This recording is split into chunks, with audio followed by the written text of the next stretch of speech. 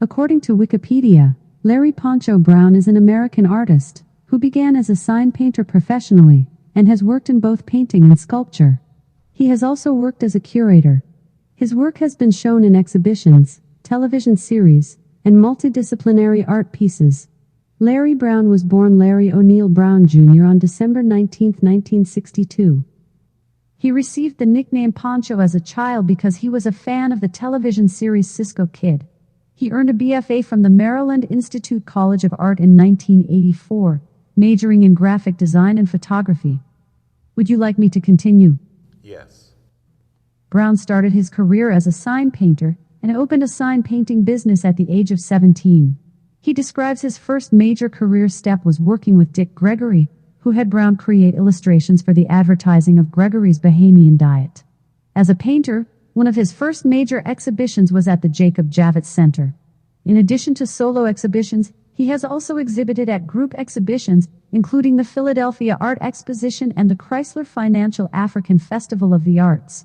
As of 1996, his work was sold in around 1,500 galleries within the U.S. In 1999, his work was featured in the books Wrapped in Pride and Evelyn and Mercer Red Crosses Connecting People with Art, Contemporary African American Art. Would you like me to continue? Yes. His artwork has appeared in Upscale, Ebony, Essence, and Jet magazines. On television, his artwork has also appeared on the series Soul Food, The Wire, A Different World, and In the House. Brown has also produced book cover art. His work has been used inside of other books as well. He has produced visual images for dance productions, and his work has been used for festival art for events including the Western Maryland Blues Fest and the Capitol Jazz Fest. Brown works and creates his art in Baltimore, Maryland. Brown also curated the Baltimore Masters Art of the Ancestors, an exhibition that featured the works of deceased Baltimore artists. Would you like me to continue? Yes. Section 4, Recent Work. In 2014, Brown exhibited as a part of the Jamaican Arts Odyssey program and created work for an exhibition at the Hirshhorn Museum and Sculpture Garden. In 2015, Brown worked on the cataloging of the art left by the late artist Carolyn Ann Watts, whose lifelong collection of paintings was not discovered until after her suicide, as a part of his recognition of the role of art in mental illness. In 2017, Brown's work was displayed at Tower Square in Springfield, Massachusetts in an exhibition entitled Stronger Than Pride as a part of the city's Black History Month recognition. He has been critical in the past of the trend of only showing the work of African American artists during the month of February. Would you like me to keep reading? Yes. Section 5, Style. According to the Philadelphia Tribune, Brown primarily works in acrylic, although he uses a variety of mediums and styles to express his interests in Afrocentric themes, ancient Egyptology and dance. It's a style that combines past and present art to create a sense of realism, mysticism, and beauty. In addition to his paintings and illustrations, Brown has also worked in the field of sculpture. Brown has stated that he endeavors to depict African American people in a positive manner. Would you like me to continue? Yes. Section 6, Recognition. Brown was the recipient of the Artist of the Year Award from the African American Visual Art Association in 2000. In 2008, he received a Black Music and Art Award. He is also the youngest inductee into the Carver Vocational Technical High School Hall of Fame. His work has been listed in the collection of the Charles H. Wright Museum of African American History as a part of its Visions of Our 44th President commissioned exhibition. Would you like me to continue? Yes. Section 7, Personal Life. His parents were Doretha V. Hall Brown, a dietary aide, and Larry O'Neill Brown, SR, a school teacher and coach. He was middle child of 3. Brown is the founder of the nonprofit Raising the Arts, which supports nonprofit and African American organizations. He has also served on the steering committee of the Walters Art Museum in Baltimore. On November 10, 1995, the artist's studio was engulfed in an 11-alarm fire that destroyed the Holland Street Exchange in southwest Baltimore. Brown was reported to have lost $1.5 million in original works, reproductions, and all personal art predating the tragedy. That's all I have on this topic from Wikipedia. This is Aaron Rice, and we are live in the Virtual Reality Collaboration Lab. I want to welcome everyone to today's session. I'm here with the world-famous Larry Pancho Brown. Say hello, Larry. Hello, everybody. So first of all, for those that don't know, how did you get the name Poncho? Where's that come from? You had to ask me that. That nickname was given to me by my dad. We used to be fans of the old Cisco Kid TV show. He had a sidekick named Poncho. Voila. I am a junior, Larry O'Neill Brown Jr. My dad, I'm a second generation artist. So I chose to use Poncho to delineate and separate me from my dad's work. Understood, understood. Well, I want to thank you for joining us today. We are actually going to be doing a tour of the Verbella Open Campus, and Verbella stands for Virtual Learning Environment, a Virtual Business Environment for Learning and Assessment. And we actually have our own private team suite on the platform called the Virtual Reality Collaboration Lab, which I've gone ahead and this is my first curation job here, and I've gone ahead and curated your artwork throughout our space. So I just wanted to spend some time with you, probably about an hour or so, just kind of going through and talking about some of the pieces that you've done, and why people should be super excited about engaging and checking out your website for more information. Sounds good. All right, so why don't we start with this section up front, right behind you. So I'll go ahead and walk into this private volume area if you want to follow me in here.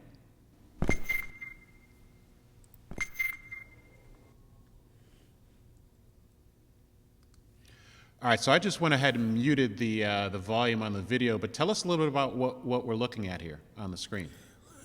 Well, we're looking at a recent project I just completed called LED Baltimore. They have a big, gigantic billboard, 5 stories tall, right adjacent to the Penn Station in Baltimore. And they also feature the works of artists.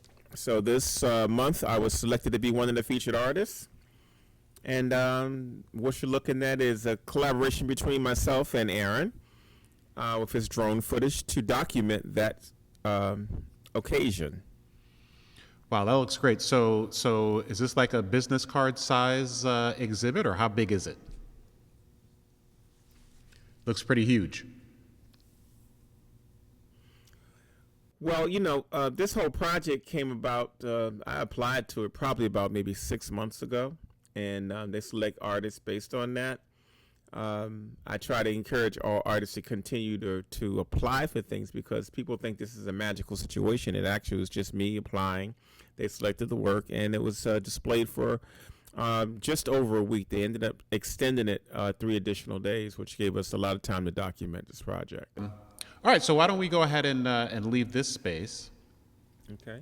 and we'll head into the hallway of the collaboration lab here. And the great thing about the pieces here is some of them are hyperlinked. So as visitors come into the collab, if you click on talk a little bit about the image of the female right here on the exterior of the door as I click into your website, Pancho. That piece is entitled The Forgotten Journey 2. It's actually a part of a series from my Perseverance series.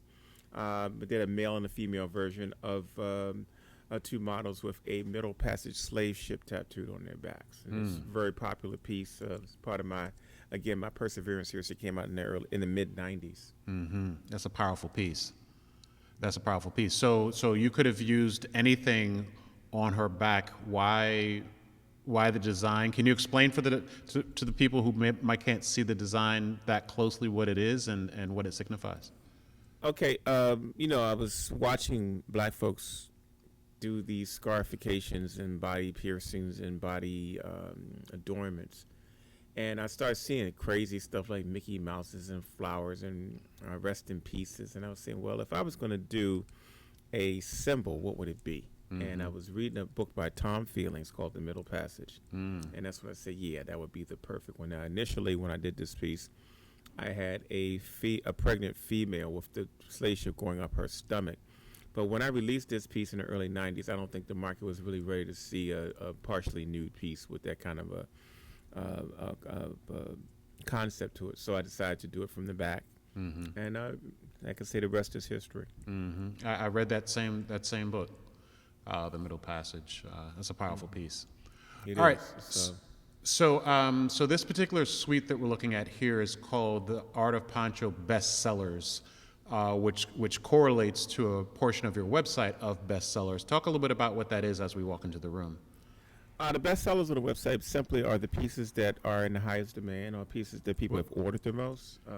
Our website calibrates our sales, so it will send all of our most popular pieces to the front part of our bestsellers list. So that's an easy way to see what people are buying on the website. So you may need to repeat that, Pancho, because when I'm in the room, I go into that private volume area and I only caught what you said once I walked out of the room. Okay.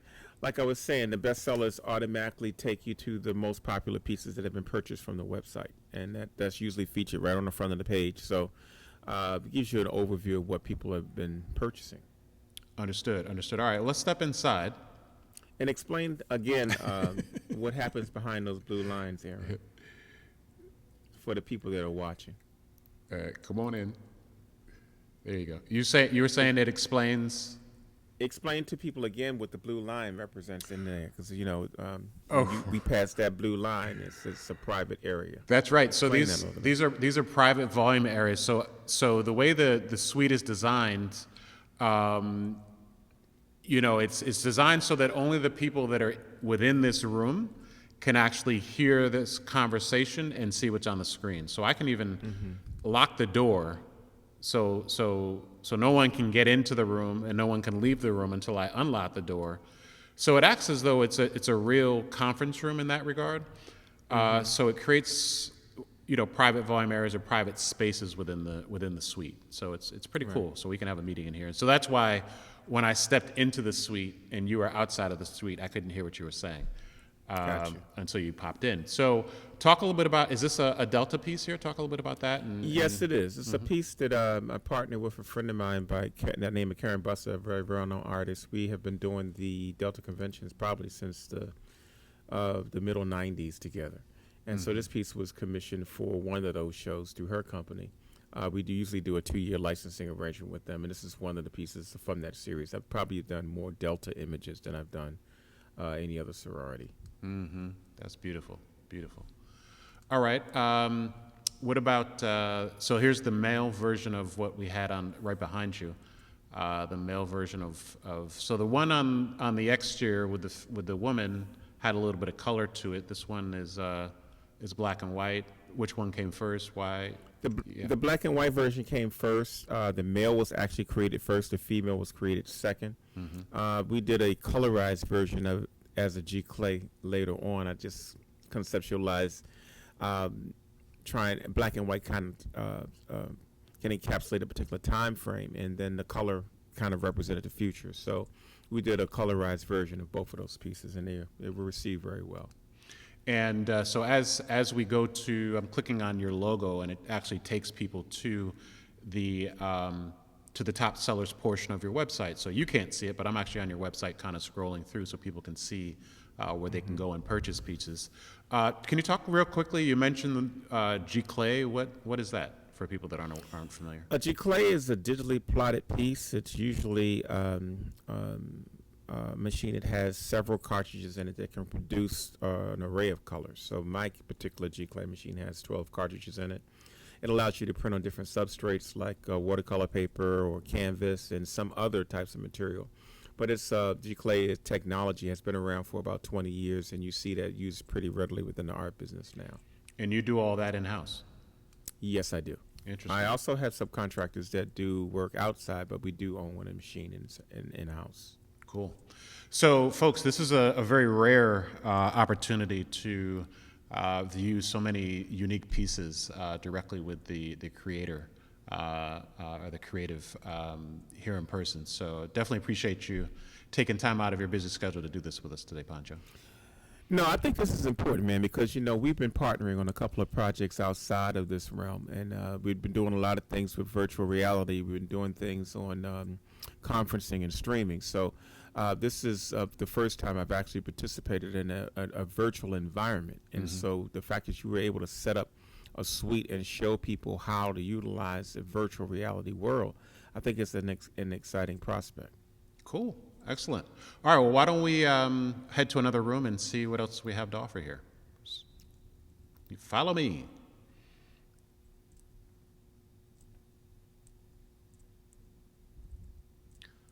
All right, so this is the Art of Poncho Artist Editions. What's that mean?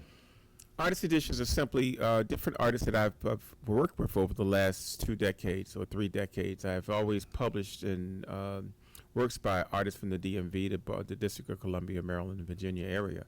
And so we still have a lot of pieces by other artists in our repertoire. And so Artist Editions is a list of those artists that we've partnered with over the years.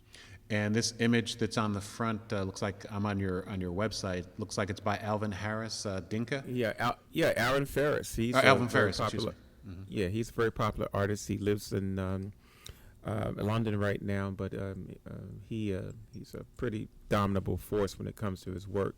And we have about maybe 5 pieces of his works in our collection. Nice. So why don't we step on in and see what else we have in here real quick.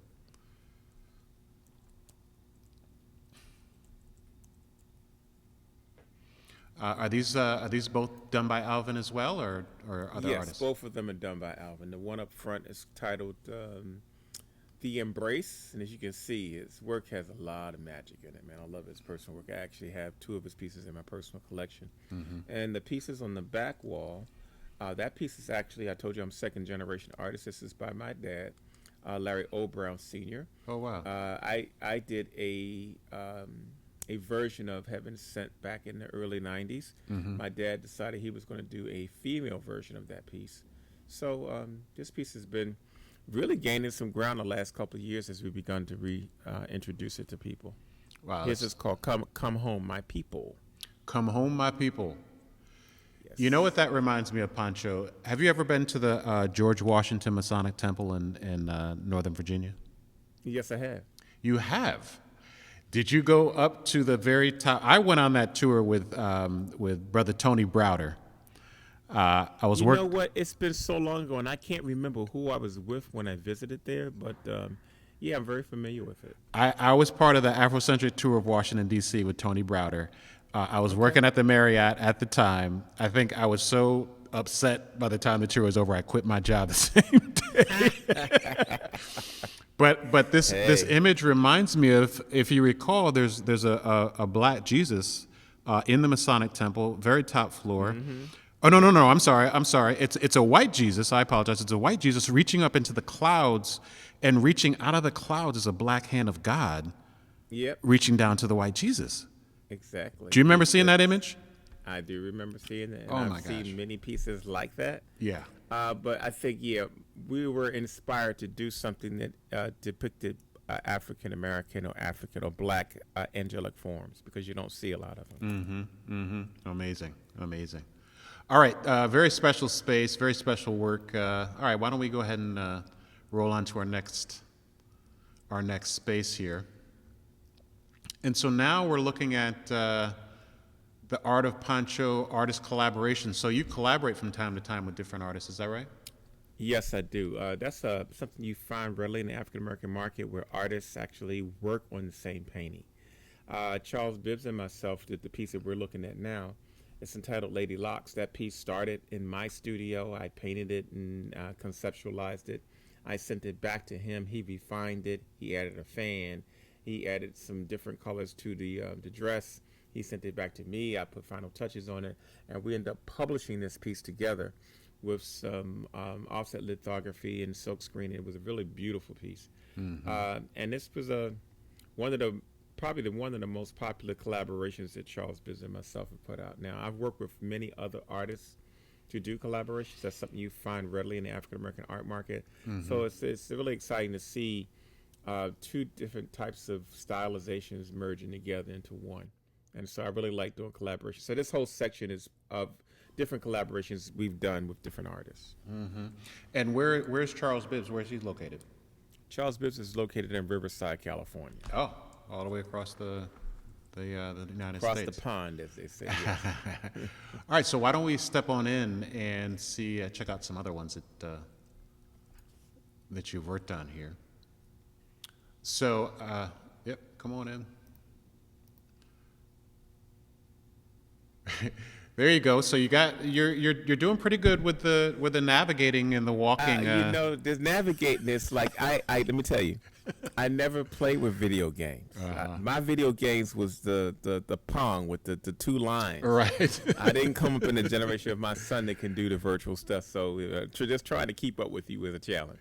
And for people that are watching, we are actually in a game engine on the Unity platform. So Poncho is doing very good of being able to not walk through windows thinking it's a door. Yeah, walking through windows and tripping over tables and stuff. So talk to me a little bit about the one that we're looking at here.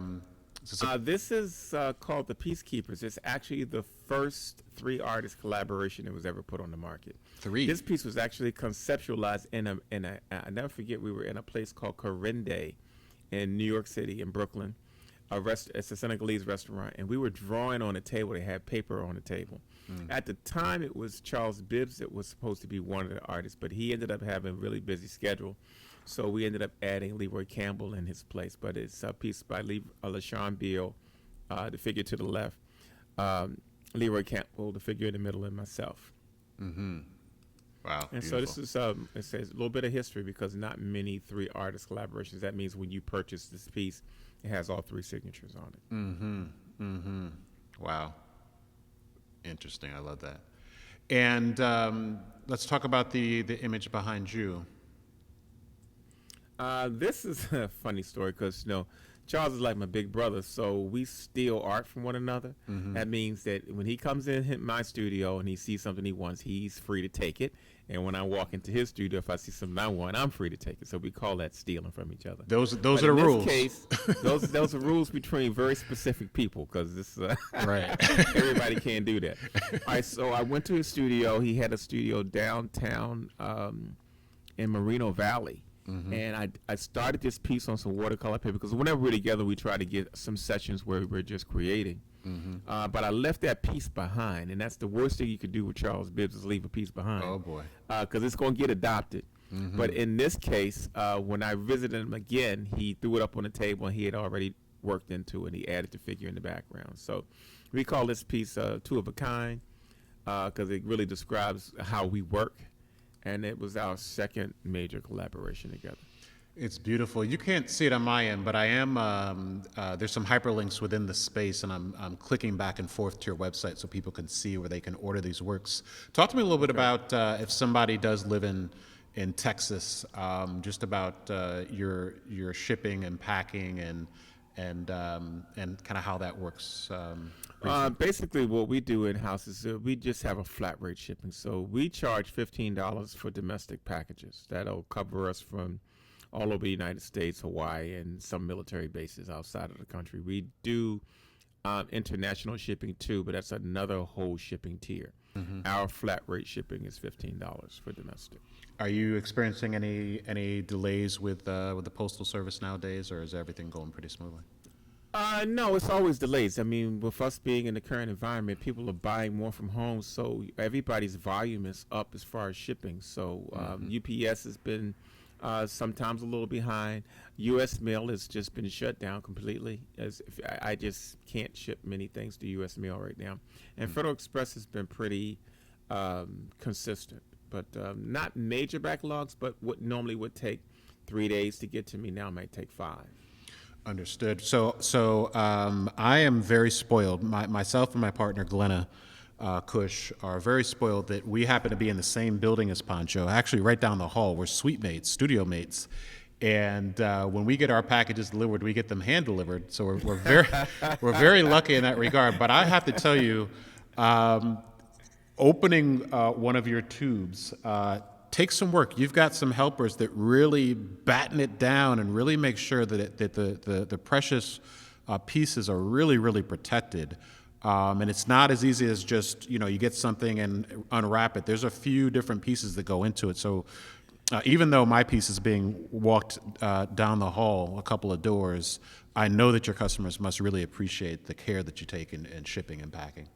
Well, first, before the customer can appreciate it, we have to appreciate it. Mm-hmm. So what we do is to make sure that when we ship packages is that they don't get damaged. I mean, the bottom line is that if people knew how many packages are damaged in the course of 1 year, and how involved that is. I mean, you got to file a claim. Sometimes they reject the claim. So we take packing and shipping very seriously. And so when you see whether we're hand delivering it or not, that is the same way we would ship a package to California, because it really has to be able to survive at least 2 directions of shipping. I say 2 directions because sometimes things get returned. And if it gets damaged in the return, we still have to compensate the customer and we still have to reship. So we believe in getting the shipping right the first time. That's why you see the packages so elaborately packed. And I think customers appreciate it because their investment is being protected along the way. Yeah, I used to work at a courier service, and the tagline is it's in the packaging. Right? That's just, it's in the packaging. Well, we've been packing and shipping artwork since 1985, and so we have literally mailed out several thousand packages, and so we have a lot of experience in that area. I heard a rumor that you've got artwork in 500,000 homes or more nationally. Is that true? That's not a rumor. That's an actual fact. Wow. That's a lot of homes. If you take, we used to service 3,000 galleries across the country. If you take 3,000 galleries and each of them buy 15 pieces over a 10-year period, you have 450,000 pieces. Wow. And that's not counting all of my licensing arrangements, which pieces were popular, or other methods that we use to get artwork out. So my work is clearly in about 500,000 homes at this point. Amazing. All right, well, let's see what else we have. It just keeps on going and going. We got more and more stuff here. All right, so let's hop on out. Why don't we step into this little private area over here, Pancho?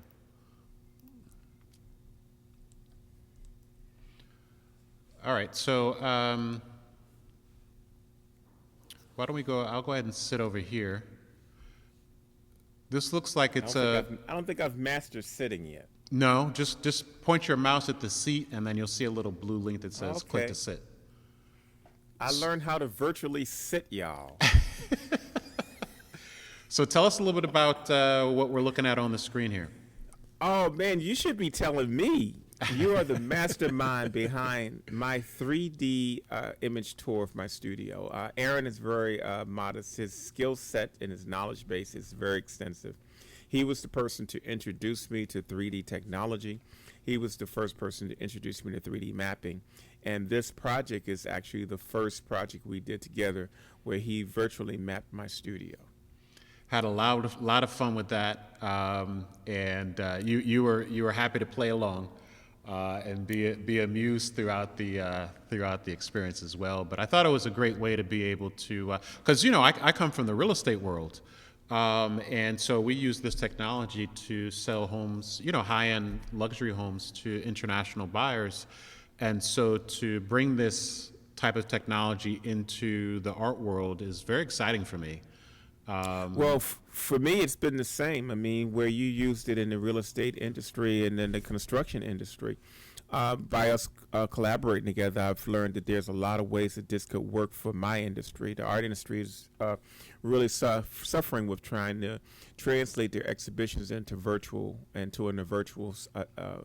format. Mm-hmm. And so by doing this project together, I got to see how I could really directly assist my industry with some virtual technology, which is really fantastic.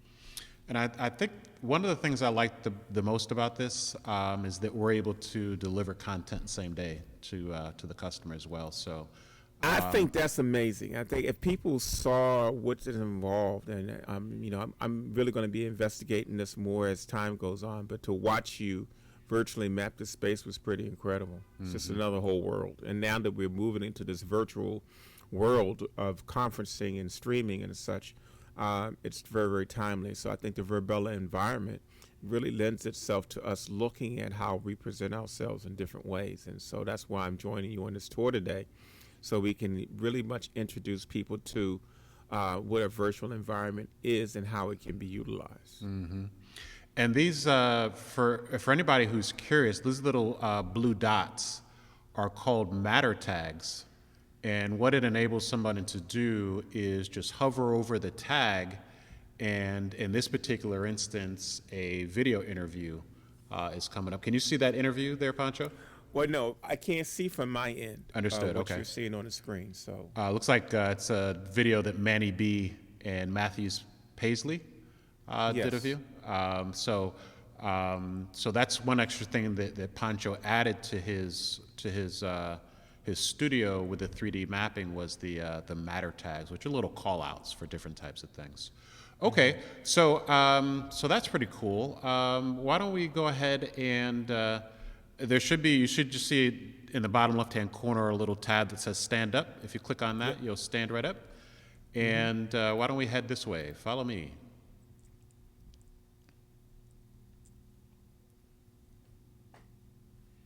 Let me mute this video real quick. I think it's on an autoplay. Oh, it's unmuted. Okay. Yes, we went through this the last time. It's muted on my end. I don't know about your end, but it's muted on my end. So it sounds like it's not muted on your end, but it's okay. I don't even know how to mute it on my end. We are in the Poncho paint party section. Talk a little bit about the paint parties, and I think you said you're going virtual. Well, right now, I still hear the video, so I can't hear anything. That sound is amazing. If you do you see the screen where the video is, the computer monitor, the virtual computer monitor? How can you stop the presentation? So you just click on the monitor and it'll open up the video and you can when I put my cursor over it, it stops, but it may start again. There you go. Okay, so leave the cursor there. Don't move. Okay. I started to do the dance moves, but I'm gonna save that for the end. But so I'm muted on my end, so I'm gonna go ahead and play the video on my end. What? I'm sorry. Looks like it played on your end too. So why don't you tell us a little bit about the paint parties, what that's all about? And I think you said you're going virtual some of the paint parties as well. Is that right? Yes. The last 3 years we've been doing paint parties, and they've been really successful. I mean, the whole paint party phenomenon started about maybe 10 years ago with companies like Paint Night and some other people. And I started getting a lot of demands from people to do them, and I was, I don't have time to be teaching painting.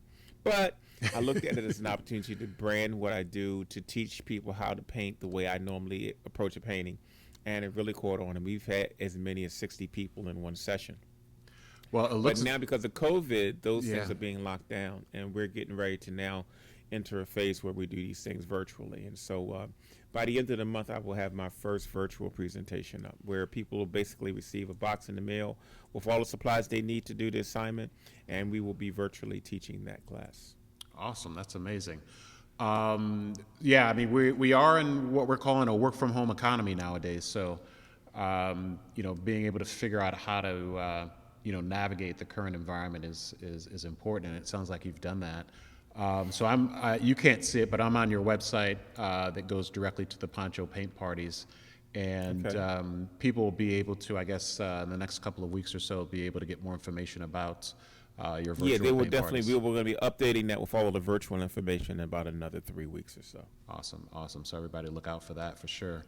All right, so that's the paint party section. I really wanted to really customize this whole space just for you, and we think this is a great way to be able to, give exposure to other small business owners, other artists, to be able to expose their wares as well. Well, the one thing I'm learning from this whole process of collaborating with you is that people need to start thinking of themselves as you made a very important point in another presentation we were doing together, that they have to become their own media company. There you go with that video again. I think you activated the video again. Oh, when I was walking backwards? All right, I've got it muted.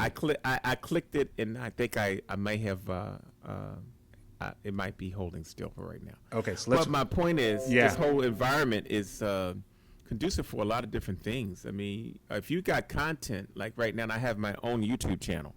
And so most people now have their own Facebook pages. They have their website. If you don't have a YouTube channel, you really should be investigating ways to house the content of the things you create. And so what you've done is you've taken not only aspects of my website, but you've also taken a lot of the extra content that I have on the internet, and you've linked them to this room, which I think it just lends itself to a lot of different possibilities. Happy to do it. And this is kind of like the exhibit on Charles Street. This is up for probably another 24 hours or so. It's been up for about a week, but that's why I wanted to do this recording of this video so people could see, a full breadth of just some of your pieces. We've got close to 70 different pieces, unique pieces here in the Virtual Reality Collaboration Lab, and I know that's just a small percentage of your total volume or body of work, but it's pretty expansive. So we'll be kind of decommissioning this space and then opening up to another small business owner in another couple of days. So anybody that's interested in coming in to check this out, know that you've got a good 24, 48 hours outside of the video to come and see kind of how I curated this space. So. Yeah, and I plan on sending out an email to give people a chance to at least bump their heads and get in the room and play around a little bit before you take this whole thing down. Yeah, for sure. All right, so talk to me a little bit about Poncho Artware. So you can not only hang your art on the walls of your beautiful home, but you can also wear it too.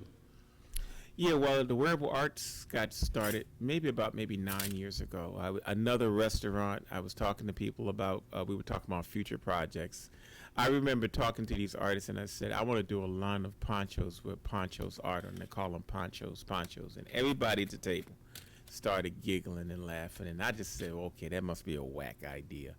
But I found a company that could weave my work, and so now I'm laughing. You're getting the last laugh, huh? That's right. It took off like bonfire. I picked an item that's timeless, so women acquire these pieces, and men acquire these pieces just to have something a little different. And it's branded by my name, so that anybody that tries to do ponchos is going to be, maybe not. I love it. But it actually started out just being a branding idea, working with the name Poncho rather than a clothing line. But now after I got into it, fashion people wanted me to do fashion shows and such. So it was almost like I had to learn the fashion business overnight because that wasn't my intention when I set out to do this. Right. And it looks like Poncho season is coming soon. So. Yes, it is. Yeah. All right, so why don't we head on over? Now we're in the mini print section. I say it all the time, like this is my favorite piece, but this one with the kente is I don't know. I'm drawn into that piece. Talk to me a little bit about what that is and how it came about and what do you call it? Well, Kente Queen is an early piece of mine. I actually used to paint in oil. This piece is painted in oil on African fabric, and so I did a whole series of black women's faces on African fabric. I have another piece, a counterpart to this called Senegal, that has blues and purple fabric on it. So it's kind of approached in realism. So it looks like that's actually her folds. That's actually the patterns in the fabric, and I just painted the folds to mimic what you see. Understood. And that piece is owned by my sister. It's one of my larger originals, but it also was featured on the LED Baltimore project. So to see her 52 feet was pretty impressive. Absolutely. Yeah, I really, really love that piece. All right, so why don't we head on in and check out some other mini prints.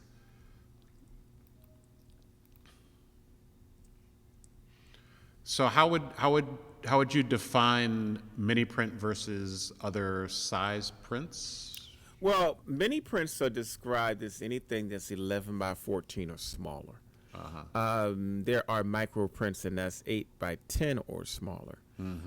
So we have a cross section of our pieces that we consider entry-level pieces that are printed that size. So mini prints really frame up to like 11 by 14 frame, and it's a good product line for us. It's a good introductory line for us. So we're looking at the piece with the four brothers dancing. Tell us about that. This is actually inspired by Alvin Ailey. This piece is called Sidestep, and Sidestepping is actually one of the first of my dance series. While most artists were doing musical series because those subjects tended to be a little more universal and in the art market, I was doing dance pieces while they were doing jazz pieces. So this whole series may consist of about maybe 25 paintings. Wow. So do you didn't have models posing, did you? I mean, this came out straight out of your brain, or how did you? No, I have a bunch of. I do a lot of research stuff, and I tear magazines up. We call magazine tearing making a morgue. A morgue is a place where you have a file cabinet with lots of reference materials. And at one time, I had the most vicious morgue ever, but I lost it in my studio fire of 1995. So what I do is I just clip pictures of different things, and I reinterpret those photographs in my paintings. And sometimes I will shoot my own pictures and use those as inspirations for my paintings. And then other times, I just work from my imagination. A morgue. Okay. Well, the last time I cut things out of a magazine, it was for my dream board. There you go. Right. Okay. Same thing. Okay. Same thing. Understood. Understood. All right. So let's talk about the piece behind you. This is a stunning piece as well. Talk to me about that one. This piece is entitled "Embrace." It's probably one of my most popular open edition pieces. It depicts a woman protecting the child and a man protecting the woman and child, and the environment protecting all of them. This piece was actually done shortly after my son was born. He was about 2 years old when I painted this piece. He's now 30. Shows you how popular this piece is over that amount of time. Yeah, we just mounted a piece that my wife and I just purchased from you, Black is Black, and I think you signed it 1988. Actually, Black is Black was created in 1988. Okay. And back then, no, we don't have a reference of that here. I think we might be on one of the walls here. That piece was the first piece to deal with the color of colorism, and so you have my most popular piece. So yes, I'm just thinking of where I was in 1988, 12th grade of high school, and you were putting out work like that. Wow! So you can imagine what my son thinks at 30 when he looks at a piece that's older than him. Wow! I mean, it still resonates even today. And that's the thing about art that's really wonderful, is that it's timeless. I mean, I give the dates on some of this work, and people don't know because it's timeless. Yes. They have no idea what it is. Took the words right out of my mouth. Absolutely. All right, so why don't we leave the mini print section? All right, so we're making some good headway here. So now we're in the Art of Poncho Raising the Arts collection. Talk to us a little bit about these pieces here, or at least the one here in outdoor. The Raising the Arts section, really, in a collection, is really a series of commissions that I've gotten over the last 30 years, where we create images for nonprofits to help them assist them with raising funds. It became a great project for me to document the mission and efforts of these organizations, but it was really nice to find a way to bridge the arts to help them raise money. So what we would do is that they would commission me.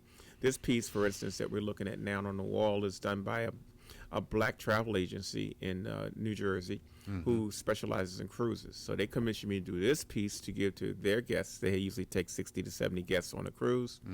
That was a short 60 or 70 pieces that were sold. And that's kind of how it works. And so we use that to assist them with raising funds for their endeavor. And I've been fortunate enough where I've done about 70 projects like that over the last 3 decades. Is it still so pretty? This collection takes you to all of the pieces that we've done for nonprofit organizations.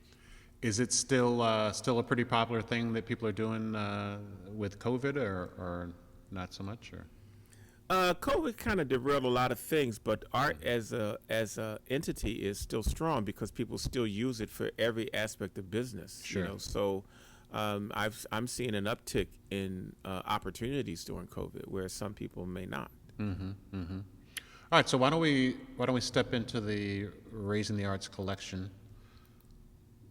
And I was just on your, again, you can't see it, but I'm going back and forth between what we see here in the room and your website, so people can see where they can go and connect with you and place orders and things like that. But talk to me a little bit about this piece here with the looks like they're out family gardening or community this garden. Piece is called Community Heritage Service, and it was actually created for that reason. Delta Sigma Theta wanted to do a community-based project, and they wanted me to do a concept of people taking care of their community.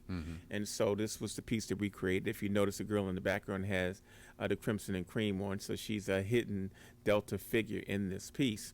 But that's just an example of how we come up with creating images for particular causes and things that are important to the black community. And so Raising the Arts really does encapsulate all of that. It's to bring attention to some things that are important to our community. Very nice, very nice. Talk to me about the piece behind us.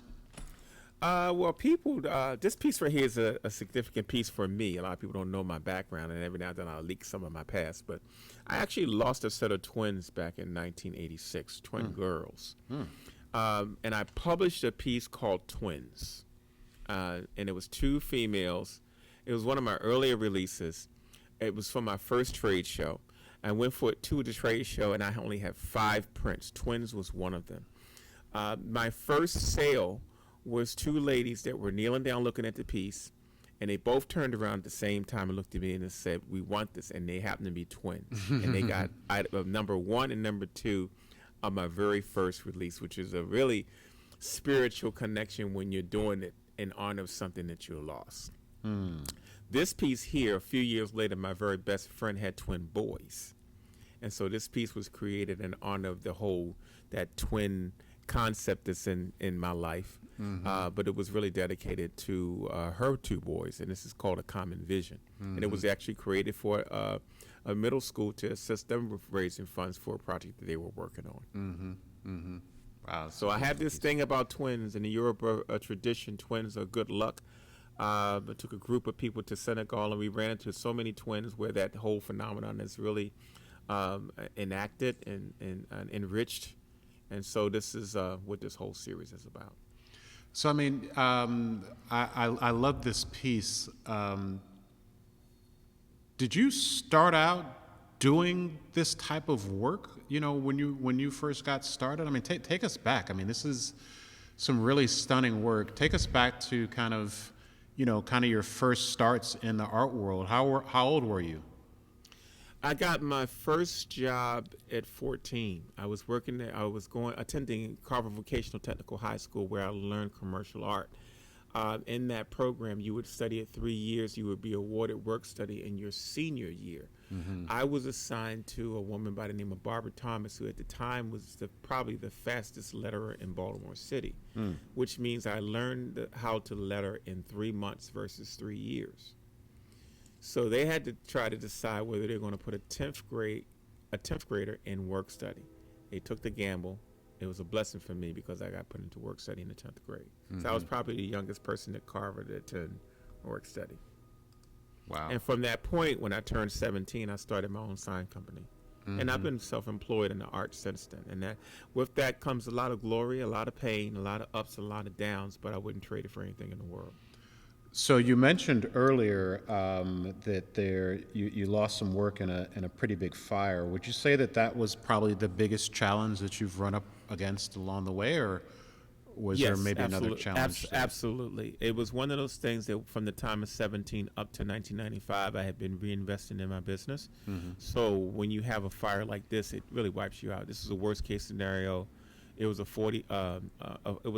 11 alarm fire. It burned for 40 hours. It was a 8-story city block long building that completely got demolished by fire. And so worst case scenario with insurance, it was just an all around. The only thing that didn't happen is no one died in my fire, because 2 weeks prior to the fire that we had, another arts organization had a fire, and they lost a fireman, and they lost one of the people that was in that environment. So it was a pretty life-altering period. I pretty much had to start business over again and from 1995 to now. Is it one of those things where, people talk sometimes about, in hindsight, that was the best thing that ever happened to me? Do you put it in those types of terms, or not so much? I never put it in those kinds of terms, but I'm glad it happened to me, because at that point I was at the height of what I was getting ready to do. I had already invested my money. It was just starting to come out. My popularity was soaring. It was humbling if it was nothing else. But I wouldn't say it was the best thing, and how it changed my trajectory. It didn't. What it did was it made me understand material things and loss, and appreciate where you are in your development, because it can be over with overnight. Wow, that's deep. It didn't. I don't think it affected my work drastically like most people predicted that it would.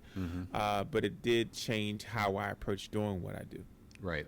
All right. Well, wow, there's a lot here. All right. Well, why don't we keep on with the tour here? And glad to see that you've recovered from the fire, for sure. Yeah, twofold.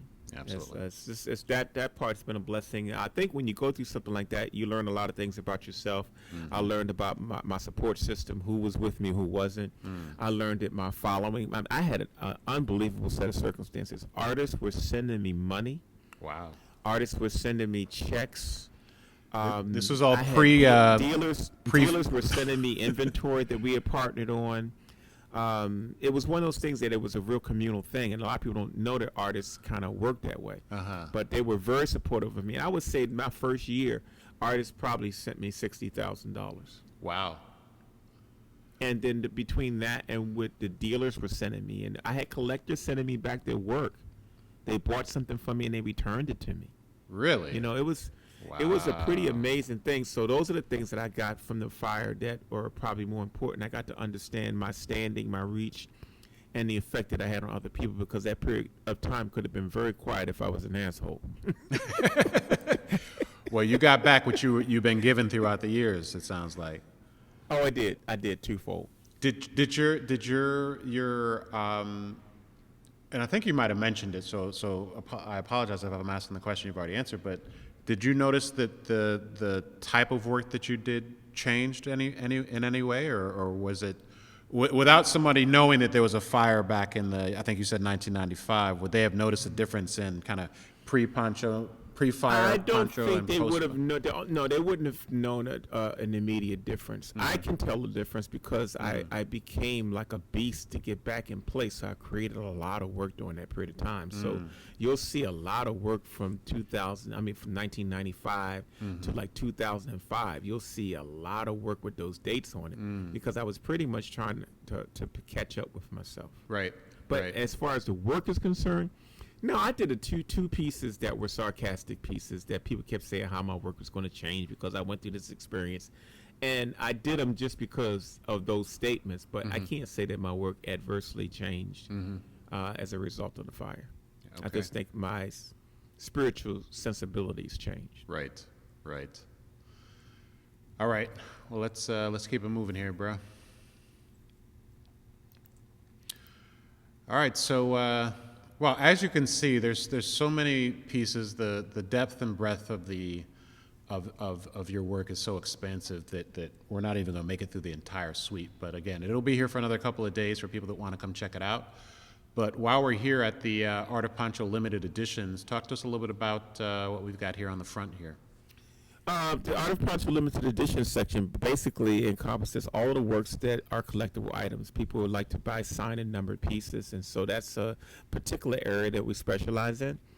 This part of the website will take you to not only just our offset lithograph and limited editions, but every type of print media limited edition we have is in this section. And so all of our collectible pieces would be under there. The one you see on the wall is a piece called Ascension. It was actually a silkscreen piece that was released in the early 90s. And that piece is probably valued at about $1,200 now, but it would be encompassed in the limited edition section on the website. And so each one of these rooms you've dedicated to areas of my website is pretty exciting. But for those of you that want to take time to really come peruse through things, we're going to see if we can send an invitation out for people to participate in the next few days before this is turned into something else. Sure. I wish I could keep it up here forever. Number one, I don't know that I have your permission to do that. And number two, we want to. I think we'll do what we always did. I think originally we had these three suites back here were just dedicated to your work.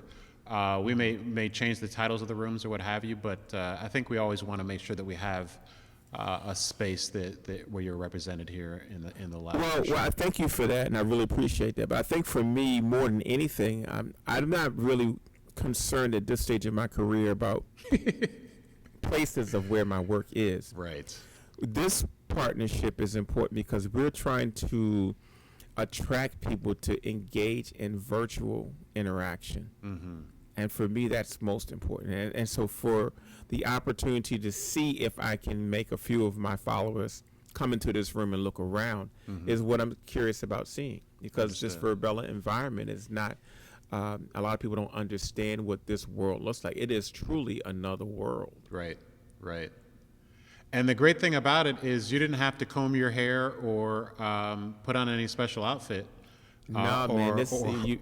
You make an avatar, and my avatar's got my purple on, and I got a hat. That's what I normally look like. I don't know what the hell you're doing, because you don't look nothing like that. But you can have your own identity in a virtual environment. You can be whoever you want to be. Cool too. You can be whoever you want to be. So that's pretty cool. We've had plenty of brothers in here with blonde wigs and earrings and all that. And hey, it's all good. You know what I mean? It's all good. You can be whoever you want to be in here. And exactly. Nobody's going to judge That's you. what's available in the virtual world. Exactly. So why don't we walk into the limited editions and let's see what we got in store here.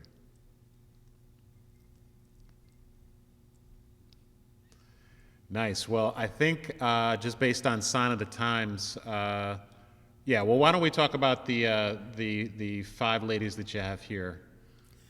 This piece is entitled Zetations. It was actually done for the Zeta Phi Beta organization here in Baltimore. I do a lot of sorority work. This is probably this is the only Delta piece that I've done, but it was been pretty well received. And they also purchased the original for their chapter. Nice. And then you've got Mr. President Barack Obama. That's right. Well, when the whole presidential race was starting to heat up, I was one of those reluctant artists. I didn't want to do it. I don't like doing dead legends. I don't like to do living legends. I don't like to do celebrities. I don't like to do historians. I never painted that stuff. And so when he became popular, I was very resistant to do an Obama piece because everybody and their mother had an Obama piece. It was crazy. Sometimes it almost was becoming insulting with some of the things I saw being put out. But his second term, I had a change of heart, and I realized that I had to kind of do my part in documenting him into my history. So I decided, well, people haven't seen my realism for a while. Let me just do a realism piece of on a minute. It was well received, really well received. I was glad I finally got off the bandwagon and created a piece in honor of Obama.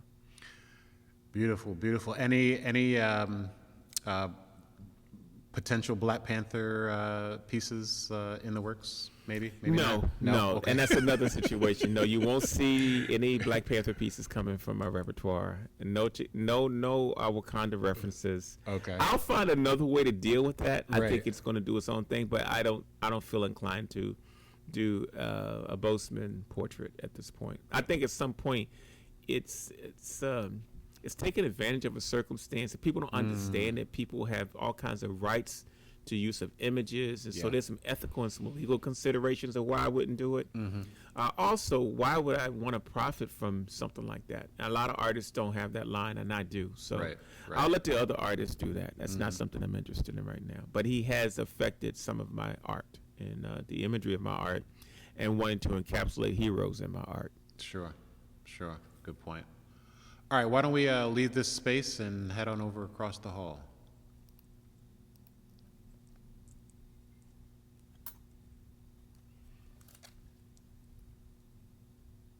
Empty walls may indicate an empty spirit. Yeah, you pulled that off my website, didn't you? Sure did. This is the only time where cut and paste off of someone's website is no. I asked Poncho's permission to do all this stuff, but no, I think you've got a lot of fans. I'm probably your newest fan. I just discovered you thanks to my partner Glenna a couple of months ago. It's been probably about 6 months or less. No, but if you remember, you recently brought me a picture that was mine that's been in your house for years, and you didn't know it was me. That's right. So we actually go back further than you think. That's right. right. We actually formally started, and I'll tell you guys a short story. He came to my studio back in January. He walked into my space. I met Glenna Cush. They were partners getting ready to decide they were going to move into our building. He says, well, brother, I can do a 3D version of your shop. And I was like, what the hell is that? Well, this man came in, he virtually mapped my space, and he had this thing done in 24 hours. Blew my mind. But it also bridged the gap of me wanting to really explore this whole virtual and augmented reality world with my art. Well, welcome. So Black is Black. This is the piece that my wife and I just acquired beautifully framed yesterday. This is my most popular piece. Every artist has their most popular piece, and they don't know what it's going to be. All right, this is mine. At the time, I had a conversation with. I was dating a very light complected black woman, which I must say wasn't something that I've ever done much of. And we were having a conversation of whose life was more miserable in the 70s, being a light complected black woman or a dark complected black man. And that conversation was the catalyst to this whole series, because she made some valid points, I made some valid points, but the bottom line is that at that point nobody was using the word colorism. Okay, Toni Morrison coined that phrase. It wasn't even a word until recently. But when I look back, my pieces are the only pieces, some of the first pieces that dealt with the subject of colorism. And that's why this piece was popular. It also was featured on A Different World for several seasons. So it became a really popular HBCU piece for many years. Well, and the story is behind this. When I went to my first publisher, they looked at this piece. They said it would never sell. It wasn't done by traditional medium. It was a little graphic. They gave me all the reasons why it wouldn't work. I went with my company. We self-published the piece, and it became one of the top best-selling African-American pieces in the country. Wow. And my family is so pleased to have this in our home. And look at the timeline. You just got that in 2020, and it's been out since 1988. That's right. This piece has had some serious longevity, and I'm glad that it still appeals and speaks to people in the way that it was intended when I first designed it. Absolutely. All right. Well, why don't we head on in and check out? So these are called open editions. What's an open edition?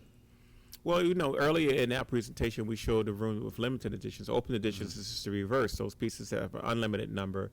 Black is Black happens to be an open edition. Artists have to select which pieces will be around forever, which pieces will be limited. And so this whole section is all of the open edition pieces. This is a really good entry-level section for people who've never purchased art before, because the price ranges are $15, $25 up to about $40, whereas the limited edition section could run from $75 on the way up to like $1,200. Understood. All right. Well, let's walk on in and see what we can find here. See what treasures are awaiting us. All right, so why don't we start with this piece here? The one over there is titled Diversities. It's actually a combination of different complective black and light-skinned women and men. And so this is a combination of that. Was a real popular diversity piece. I was trying to speak on the subject of diversity before everybody started talking about diversity and inclusion, which happens to be a trendy phase that people don't forget the equity right part. Now. It's now diversity, That's inclusion, right. and equity. Oh man, you got it. When I hear the words together, I want to throw up. But we won't talk about that right now. This is my stab at dealing with the diversity subject. Interesting. All right, and the one behind us here? This is the piece Twins that I was talking to you about earlier. This was done in honor of the twins I lost in 1986. This was the piece that sold to a set of twins. They bought number 1 and number 2 of the edition.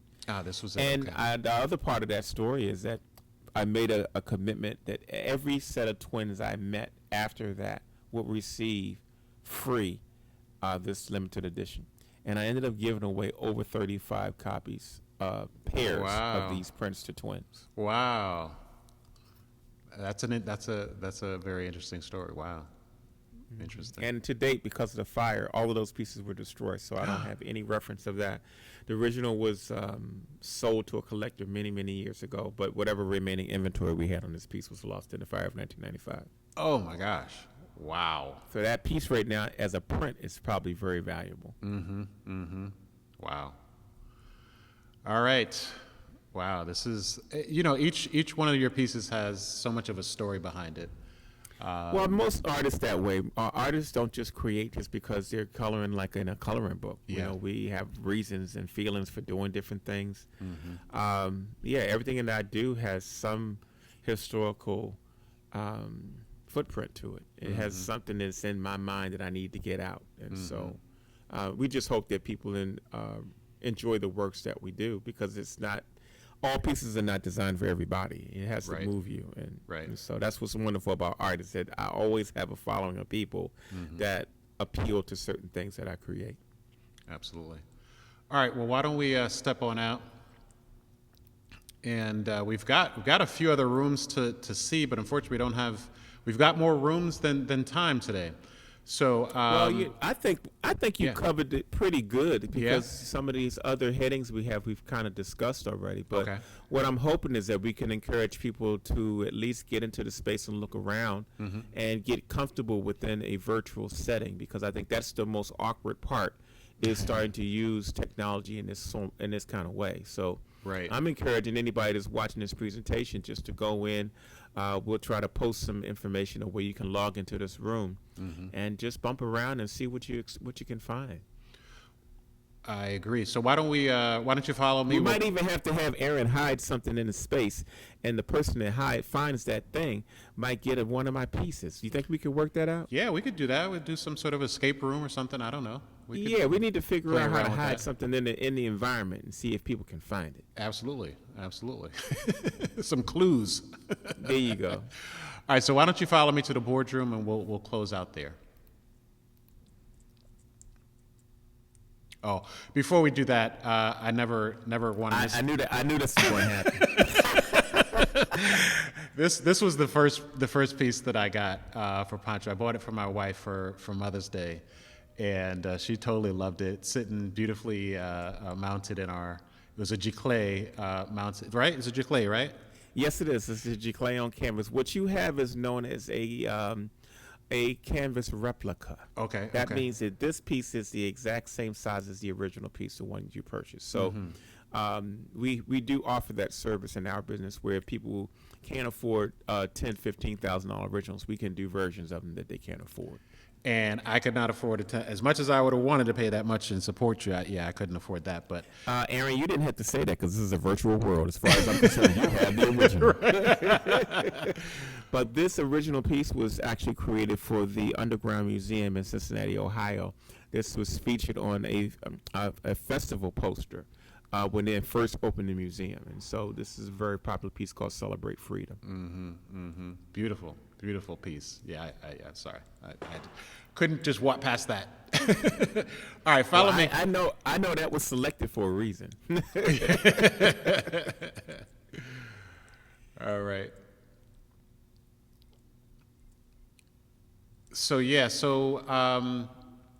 Wow, look at, I wish we had more time to go around and talk about some of the other pieces that you have here.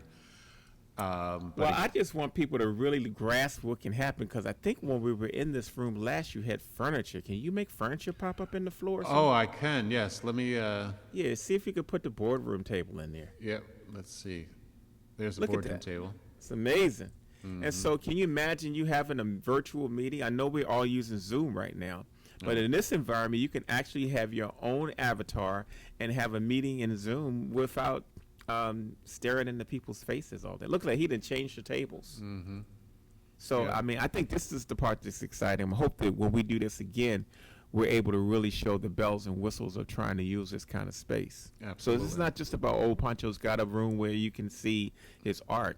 This is turning a virtual environment into something you could utilize for your business. And I'm really excited about the prospect and the future prospects of using this technology.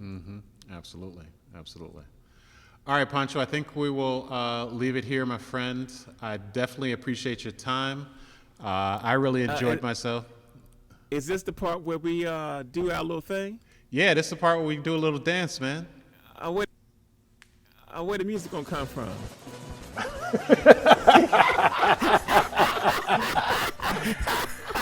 There you go. That's how we do it. All right, man. You take it easy, brother. And I hope people will take time to explore the Absolutely. space. Thanks so much for your time, Pancho. Really appreciate it, man. All right, man. You take too. care, Thanks. brother. Peace. Peace now.